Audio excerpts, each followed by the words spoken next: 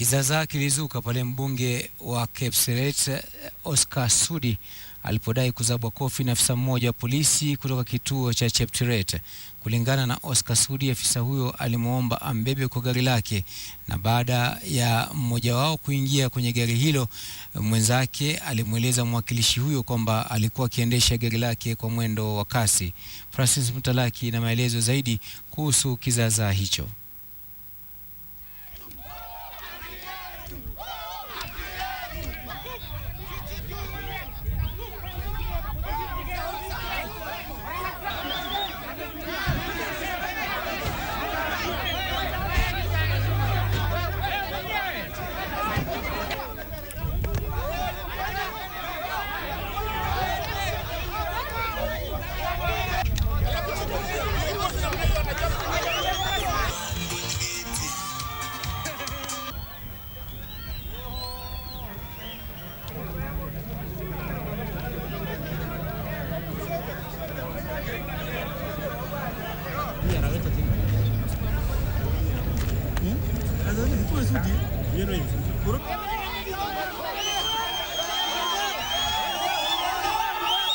Polisi wakanisimamisha, na polisi alinisimamisha ni mmoja.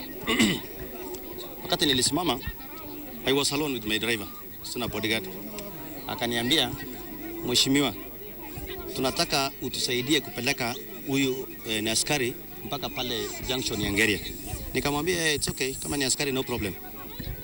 Aingia kwa gari. Ule askari kuingia kwa gari, ule askari akasema, bas afande, peleka huyu mheshimiwa sasa mpaka pale ingishe pale police station ndani, amepitisha speed.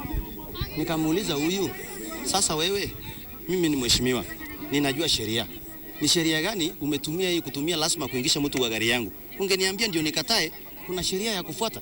Andani nikaambia driver usipingane naye, twende kwa penye matatu inasimama hapo tu Chepteret kwa sante. Gari ikasimama, ule askari he was very understanding. Akaniambia, mheshimiwa, by the way, huyu anani bulldoze, hii sio sheria, acha nishuke.